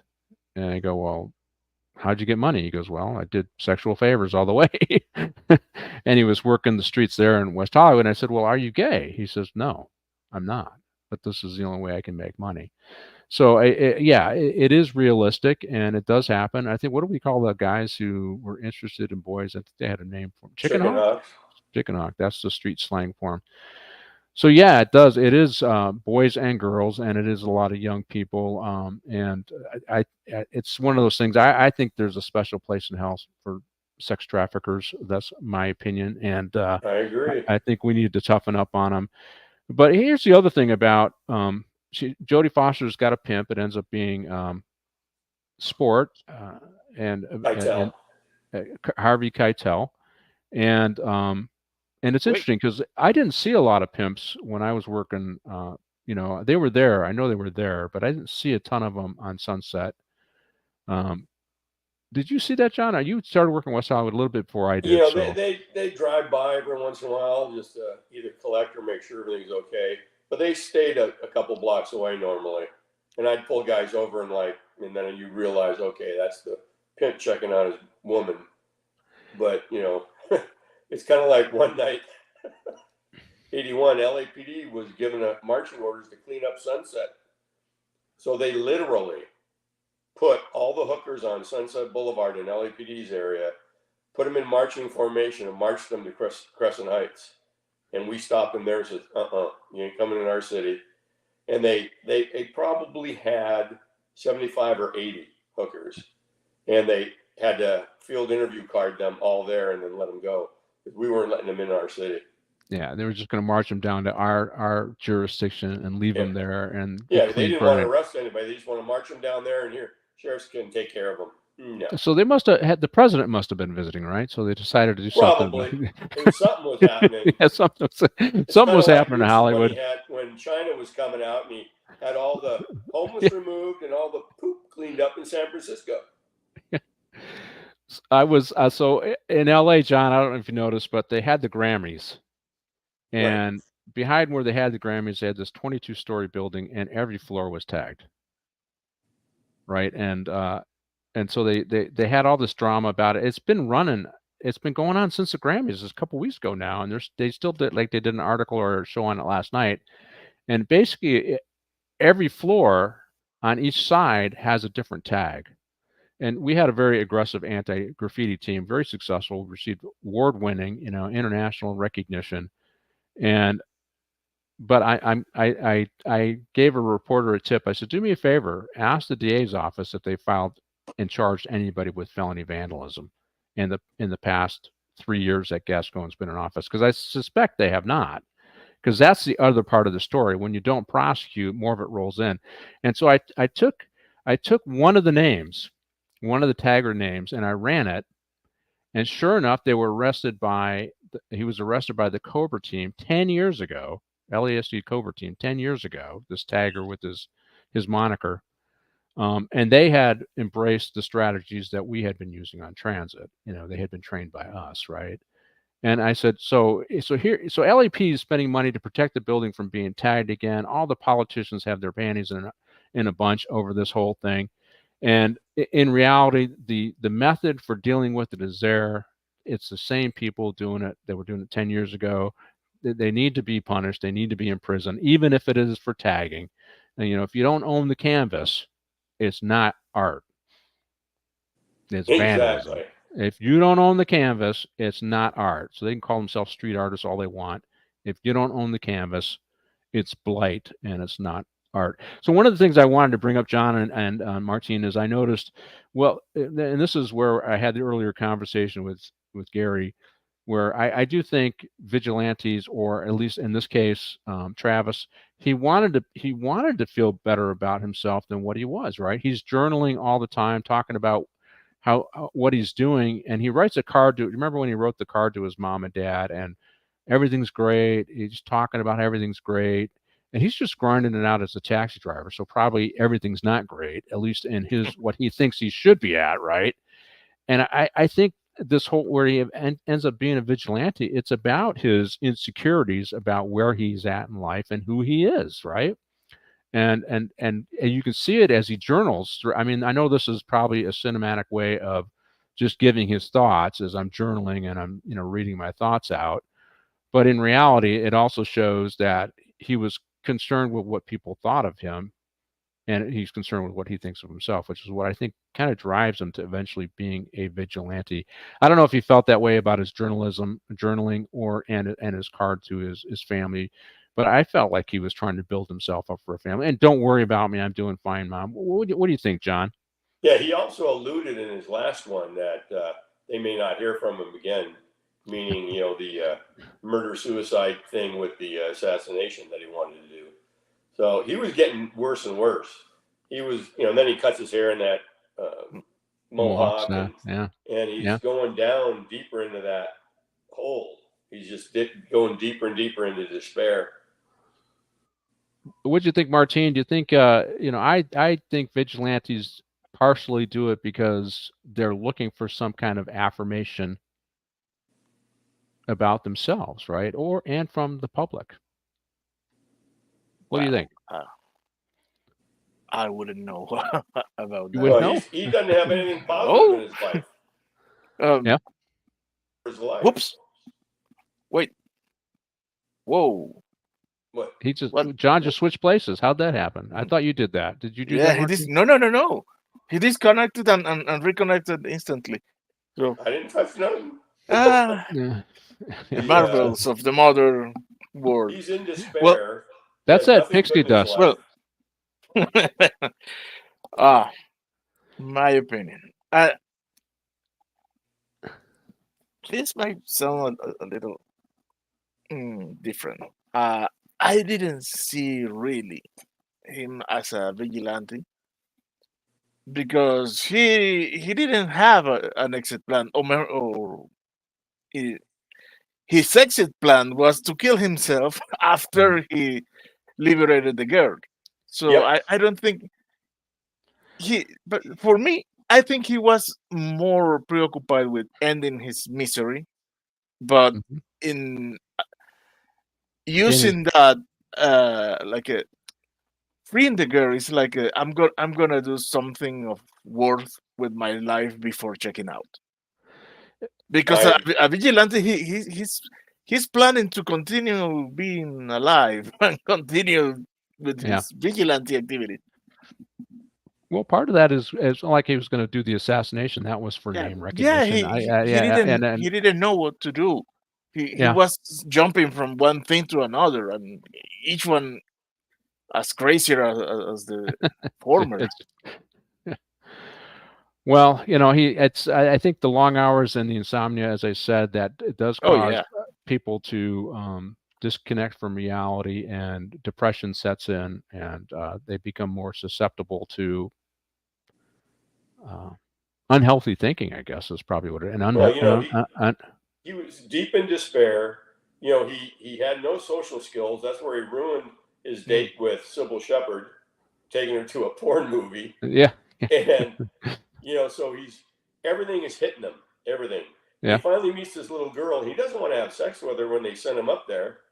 He says, you shouldn't be doing this. He's still got some Okay. goodness inside him. yeah. Then he About wants to, that, and where he wants to here kill the politician. Go ahead. this comment is very in tune with that topic. He is disconnected. He take the girl to the porn theater because how because why Abdullah says here he thinks that what normal people do. Well, Yeah, exactly. I Yeah, but have to tell you, there was a movement. Remember behind the green door, John? Oh yeah, That the whole movement where they attempted to legitimize um, not soft porn but porn, porn. Oh with yeah, that was and porn. I forget what were the name of the brothers. I think Oh the God, I Cohen can't. brothers, or it was a couple of brothers that I forget, and they had a They were movie about them. producers. One Yeah. shot the other one eventually over it, and I'm trying to remember who was. It was a pretty good actor that was in it. I think it was Sheen was in it, not Martin Sheen, but the son was in the movie. But Charlie. Charlie, yeah, and I think it was up in San Francisco. They were trying to legitimize porn movies, right? And VHS and all that other stuff was kicking in, and so there was a lot more money in porn. So I mean, so this isn't out of the realm. That was in the 70s and early 80s, but yes, in this case though, it's obviously Travis has some desires, but he's socially inept and doesn't understand that you don't romance a lady by taking her to a porn Yeah, movie, right? That's not that the blew him first. away. That really, and then he kept calling her. She wouldn't take his calls. Yeah, he didn't That put him understand, and then he farther was over the mad that edge. she wouldn't call him back. Yeah. Yep. Yes. It took him over the edge. And then the thing with I didn't get where he wanted to kill the politician. Maybe because he wanted to make a statement. Yeah. But then he got scared when all the Secret Service saw him, Well, and then he decided she was connected to the politician, so I'm going to take what's important away exactly, from her. I think maybe exactly. that was part of it, and I will say, and we have to let's do the next flick is the next thing. Are you talking to me? Because this is iconic. I mean, he buys his guns, and he buys all of these guns in New York. I guess you could still get guns in New York then, like you can now, right? And Yeah, some of the most toughest gun control laws in the country then and now, and you can still get a gun.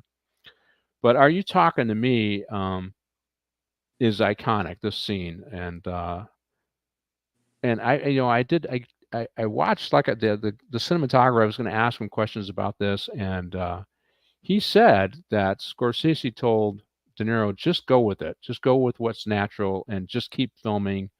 And as De Niro works through his craziness here, and to present this character, and he came up. That line wasn't scripted. He came up with it. So are you talking to me? Which is kind of like who you looking at too, right? What you looking at? Who you looking exactly. at? But it became iconic. It was kind of like Dirty Harry's thing. Oh, we Make all my said it back in the day. make my day.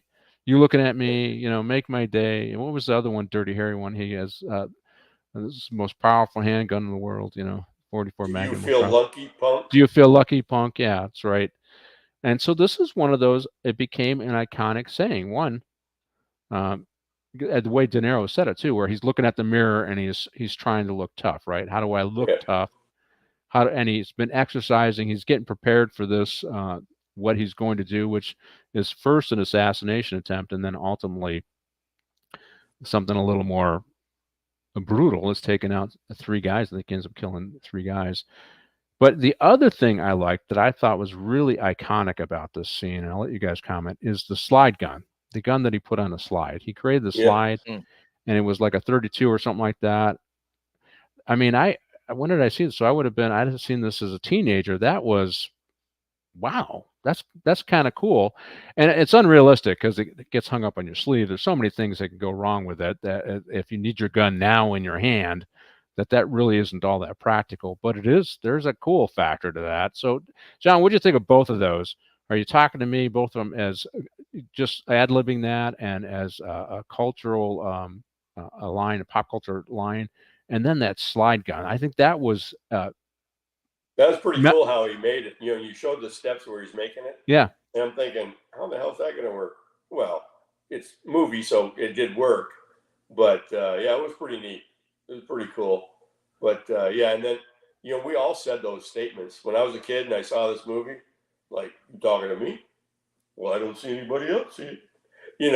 Everybody, and it was raved in the media. So that was the thing that became iconic for that time.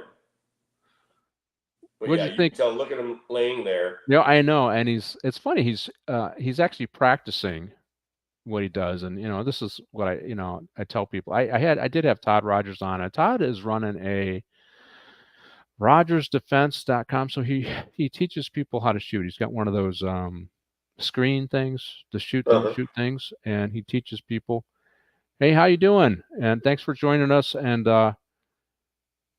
And we talked about, if you're going to carry, the laws are ever changing in California. I don't know if you can carry now or not. I have no idea where we're at with the laws. They change every week here because they're fighting the Supreme Court on that.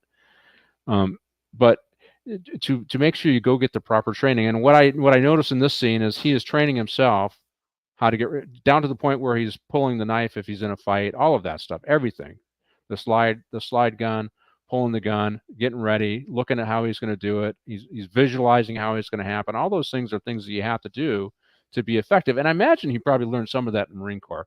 And this scene, though, he's now carrying a gun, and he ends up doing a favor for the store owner, and he ends up killing a robbery suspect. Yeah, in the bodega. Yep. In the bodega. But the thing about it is, one, you don't feel sorry for the bad guy, because he was armed and he was threatening to shoot the bodega owner. Well, I don't think he killed him, because the bullet goes into the cheek, into one cheek, and gets out through the other. He's not in good shape at the end of the day. No. Well, it looks pretty dead to me there, but I think what I noticed about this is he's not crazy at this point. He's pretty good. He's lucid. He knows exactly what's happening. And this guy, this character actor, I've seen him in other movies. Oh, he's in a lot of movies. Usually plays the bad guy. No, he must probably kill the guy, because yeah. Well, he massaged his ribs with a crowbar. Well, I like how he says it, which is, hey, Travis, get out of here. He says, I'm not playing. Get out of here. Give me the gun. Get out of here. I'll cover for him. And he I'm sure. Yeah, but hey, this is New York. The cops are going to show up. He was robbing you, and what'd you do? Oh yeah, I shot him. Okay, how'd you shoot him from behind? If I could just see the homicide guys going, okay, we got other homicides to do. Remember, this is when they were pushing a couple thousand homicides a year. I mean, they got all the way down to like 350, under 400 homicides, but they were pushing, 2,500, the high 2000s and homicides a year.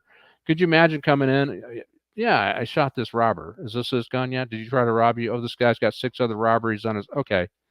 All right, let's not. Yeah, okay, self-defense. Let's move on, right? Case closed. Move on. Case closed, right? And And so, anyways, but the thing about it is Travis is clear-minded. He's doing what he thinks is the right thing, although he's doing it the wrong way. And I don't see any mental issue there. So, anyways, but I agree. But I think the two issues that came out of the scenes that we talked about, there was the sleeve gun, and on the slide, which was really cool and iconic cultural thing. Because I always remember that. If somebody say, "Hey, what were your favorite scenes in the Taxi Driver, the movie?" You're going to remember that Dan slide gun, and you're going to remember the comment, "You talking to me?" Oh yeah, right? big time. So that's why I really like that scene. Let's go to sports real name in this thing is Matthew, right? So that he's the pimp. Let's go to Matthew, and he goes to negotiate with them. So there's Look Harvey at that Keitel. style. Look at that. Now in his platforms, in his platform shoes, so he can look taller. He got his wife beater on, so he's got some muscle. He's got whatever, a pimp hand on, and a long hair. And I like this. I'm not a cop, and their whole discussion though, it's I like the line he says, "I'm hip, you don't look hip." Mhm. Remember, so all the lingo from the '70s. I'm hip. Oh yeah. Yeah, I'm hip. I'm okay. I'm hip. Yeah. You don't look hip. You're a funny guy, right? I mean, these are, because that's another. Remember in some of these '70s mobster movies, yeah, you're a funny guy. They say these kinds of lingo, but that's the way they did talk back then, right?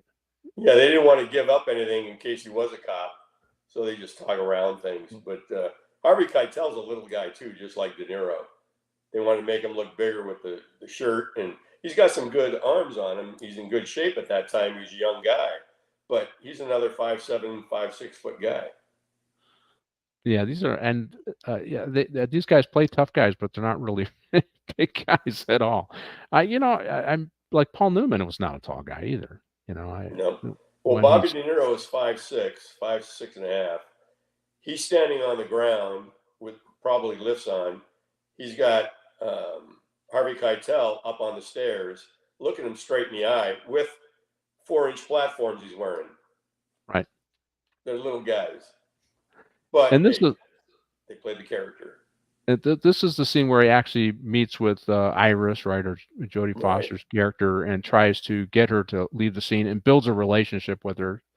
Not a sexual one, but just a friend, trying to encourage her to get out of this. This isn't he's not ready to take him down yet, but this is where he actually meets her. I don't want to have sex with you. I just want to spend some time with you and talk you to get out of this thing, right? So this is the part of Travis that is still connected to reality and pushing back against, in a positive way, against the sewer that he calls New York at the time. What do you think, Martine? Well, he's making this just to make contact with her, because he has tried and she avoids him.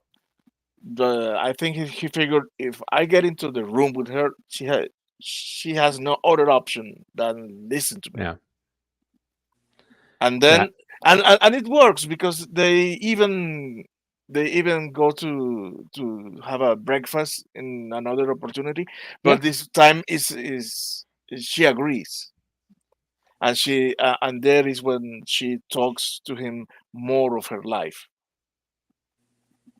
Yeah, she reveals that she's Iris. That's her real name, because he asked, "Well, what's your real name?" And she finally tells it. Well, don't your parents? Don't you want to be back with your parents? No, I don't want. What'd she say? That's a bad scene. I can't remember the word she uses, but the typical '70s lingo that she's talking about there. But he's still. I think he still wants to do something good. This is where I think he's got this desire to find a way to stand out and be more than I think he's.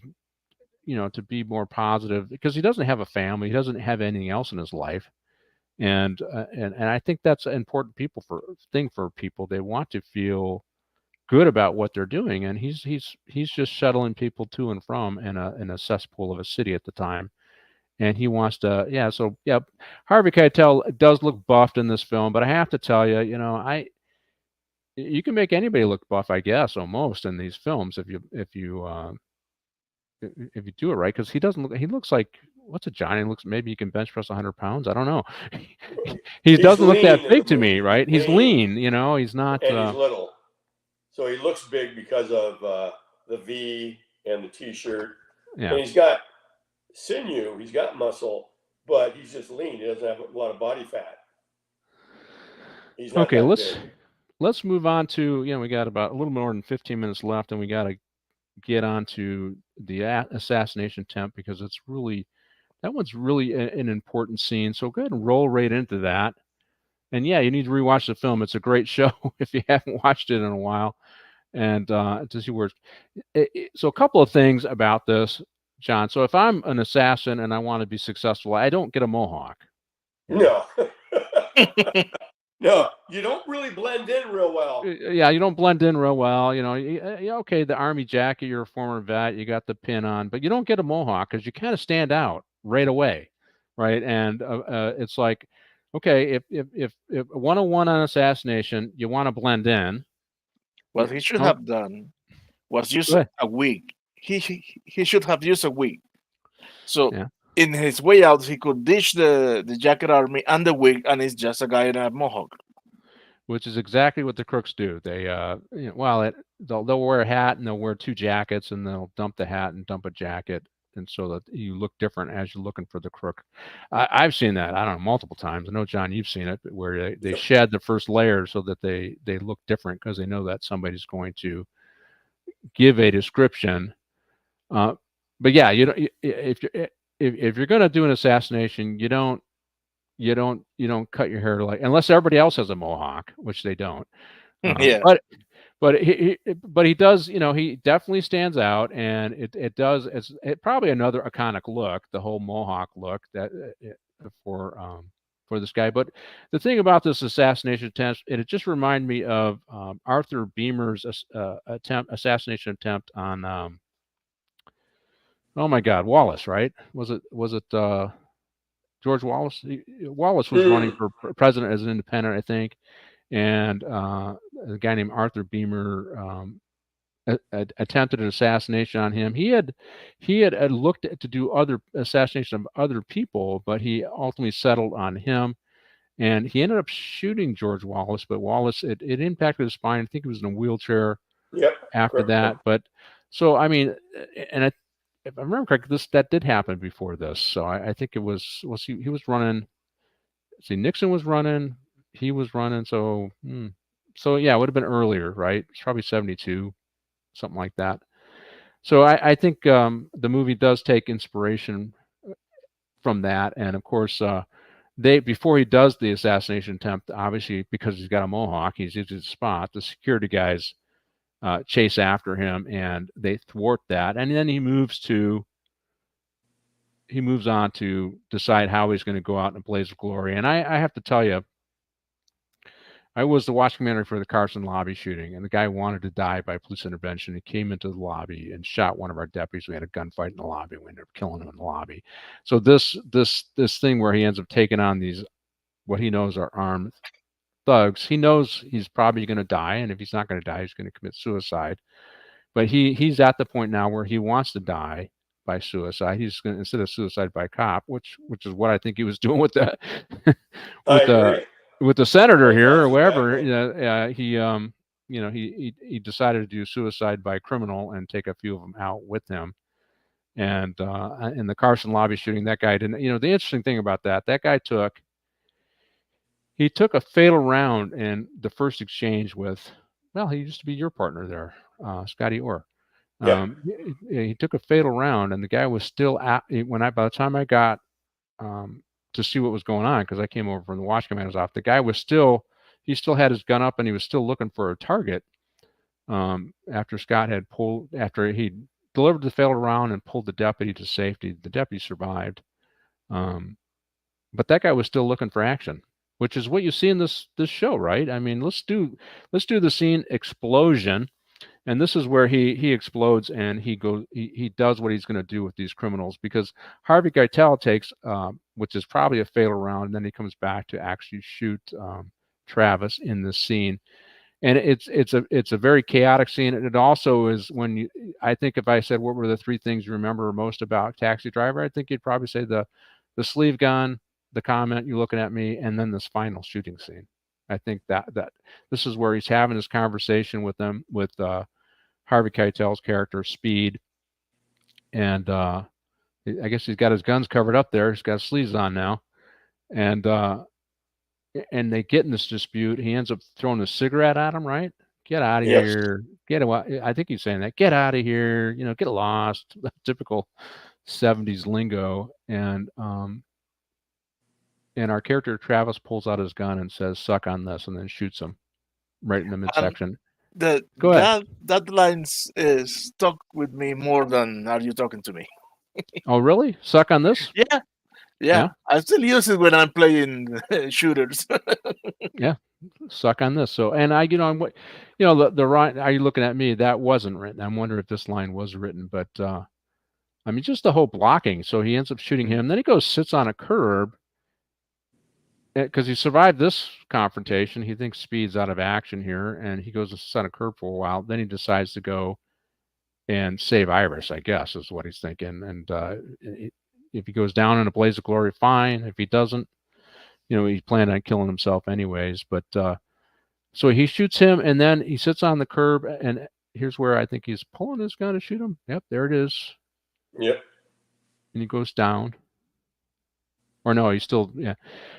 And then he's still arguing with him, but then he ends up going upstairs and dealing with the guy that controls the motel. Yeah.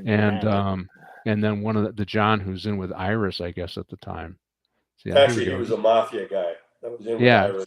Because he had picked up money from Harvey Keitel earlier. Money had to give, because Cartel he doesn't own the whole thing. He gets a cut. Then the rest goes to the mafia kingpin. And he was the bag man that picked up the money. Yeah, it's I mean, somebody did say that he ends up using the 44 in the hallway as he shoots these guys, shoots his fingers off or whatever. And somebody says that this is probably a big gun for close quarter shooting. Yeah, a handgun's better than anything. But I always carried it. I liked when I was a detective. I carried a 2.5-inch 357. It was a nice, good, compact, heavy gun for a detective before we went to our. Yeah, are you talking to me? Yeah, I'm talking to you. Before we went to our Berettas. Yeah, I'm talking to you. I'm talking to all of you. Thanks for the comment. I couldn't help. But so then he goes and he takes this guy out, and he comes in and he shoots the guy in the hand, and it was really graphic. He shoots the guy in the hand. He shoots his fingers off, and the guy's screaming. And that does happen. People go into shock. Initially, it's like he's dealing with the pain, but the adrenaline is flowing as he shoots this guy. He's confronting this guy. Then Speed shows up. Harvey Keitel shows up and shoots him in the neck, and then he turns around and he drops this 44, right? And that's when he pulls out another gun. He drops before because the other guy shoots him in the arm. Oh, that's right. So he uses the 44 to finish off Harvey Keitel's character, right? Who's got this is where you see his platform shoes. He's laying on the ground when the police walk by him. He's got these big platform shoes on, which were huge in the 70s. I don't know. I had a pair, but I didn't need them because I was almost 6 foot anyways. But I guess I wanted to look like I was 6 foot. But so then he gets shot by the guy that comes out of the bedroom, right?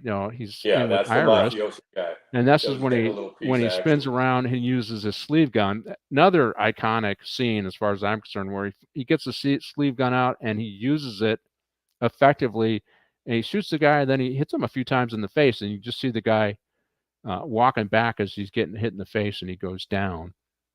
And then he goes up the stairs, and the second guy that he shot his hand decides he wants he's going to get this guy, because then that's what happens. Your adrenaline flows, whether you're a good guy or bad guy, your adrenaline flows. Either you're going to leave or you're going to fight, and he decides to go after Travis, and the fight occurs, and Travis pulls out his knife and then stabs him through that same hand, right? And then picks up the mafioso's gun and finishes off the third guy, right? So I mean, the whole shooting scene is iconic and so messy. and messy, yeah. And then of course he tries to kill himself. He's all the guns are empty. He can't kill himself, and he just sits down and he waits. And of course Iris is right there. She's crying, and the police come and see the mess. And it's funny because those are the scenes of if you're a real cop and you're walking, you're going to remember every minute of going to take Travis down, and then of course he puts his finger to his head and pretend the finger to the head and shoots himself in the head. Of course he survives and is in the hospital. But I think the scene was pretty iconic, and I liked it. It's as a young guy, this is we're getting all the bad guys. But this is Travis being the vigilante at this point.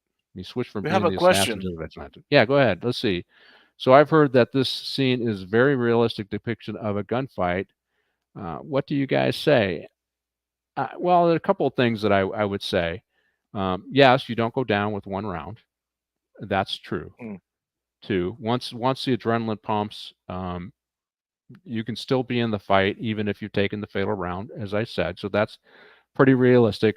The part that I is Travis gets hit so many times, and yet he continues to turn around. And part of that is a mindset. That can be mindset. And Travis had the mindset. He had I'm going to do this, and nothing's going to stop me. So being able to overcome those rounds that he took, if I remember, these characters did not have. These weren't big caliber guns that they were carrying. They're probably carrying the 32 specials, those Raven arms kind of junk that was out there on the streets at the time. But so I would say it's realistic. I don't know, John, what do you think? Yeah, pretty much. The 44 Magnum, that was realistic about the hand. And then when Harvey Keitel is shot in the stomach, that's a fatal round. However, he's still able to come back and then shoot him and crease his neck. Almost took out his Bobby De Niro's jugular or carotid. But then after that, boom, he just shot the hell out of him.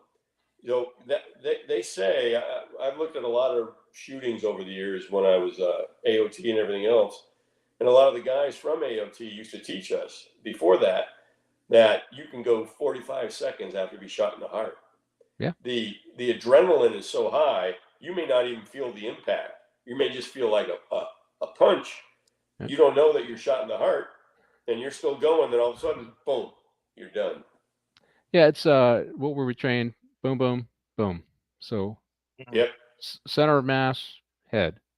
So that's what you're doing, and and Travis, he was giving himself some kind of training. And remember, he was in the military, so he has some training. He understands that you're going to have to hit people in the head to finally stop them if they continue to be a threat. If you hit two and the guy goes down, you're not supposed to shoot him in the head. But if there's still a threat, boom, boom, and then head, because the head that'll take them out of action, right? So realistic, but hey, let's get in. We're just finishing up here. He saves Irish. I think that's Iris. That's the important part of this and it's interesting. They talk about it is the parents writing a letter, and Scorsese's mom, I think, was pictured in this as Iris's mom, and I forget who the dad was, but they write a letter and they talk about how they came to New York. Travis was in an induced coma and they couldn't visit him, but how happy they are that he did what he did to save Iris. So he ends up becoming, this crazy guy ends up becoming a hero, right? Yep. And the media made him a hero. The media made him a hero because it could make him a vigilante, but it made him a hero. And the interesting thing about all of the scene here, right, is we saw a very dark Travis the whole time. And then after the shooting, he ends up meeting with Sybil Shepherd's character again, Betsy, and she is in his taxi.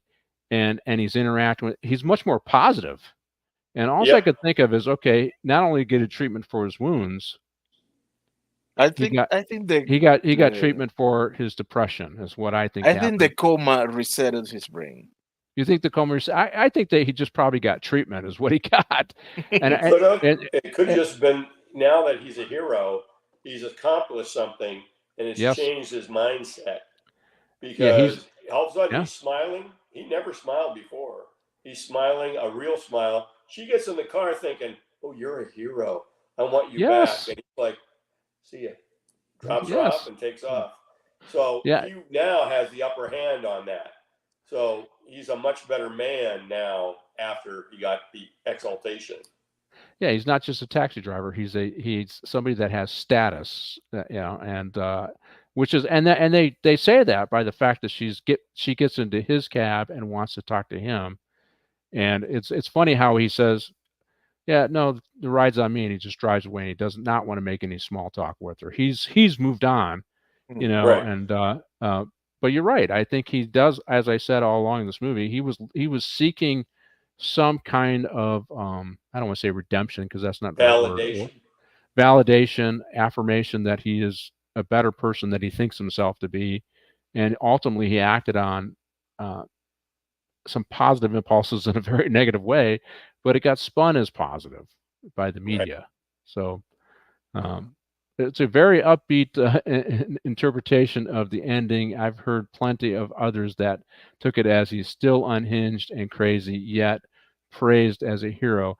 Yeah, I didn't see that he was still unhinged, though. I saw that. I came out of it thinking, okay, they got this guy in the hospital. They're treating all of his wounds. Okay, they're going to say what drove him to do this, and they're going to have him. Okay, you got to go talk to the psych down here, and we're going to put you on meds, and we're going to, that's what I came away with. I know that's a kind of a positive outlook, but I mean, if I'm thinking you're doing holistic care and you're treating all the wounds, that's one of them you're going to treat. That's how I saw that. I don't know, John, what do you think? Well, it could be, he's in a coma, and again, he doesn't have any insurance, so maybe the VA's picking it up because he's a vet. But normally in those hospitals, it's like, okay, you better get the hell out. But you never know. Back then, they may have done that because you had Bellevue there in New York, which was big into the mental health issue. So he may have gotten some help right there after he got out of his coma. Well, remember, he now has status, so he's going to get the best that they can give him, right? This is true. So we are at the end of the show, folks. We got through without our special guest. Hopefully, I can reach out to Alex and we can bring him on for something else. But it was a great show. Thank you for Gerry for coming on. Martine, thank you for jumping in to help. John, thank you. Thank you to Sky and Shadow. Yeah, tell them I'm sorry about calling them Gavin and George. They ran off. They were upset. They were upset. They went to a safe place. They went to a safe place. Exactly. All right, guys, have a good one. All right, join us next week, and you can stick around for debrief if you want, John, or otherwise, I'll just see you another time. All right, take care. All right, bye-bye. See you, John. Martin, you can take it away. See you, everybody.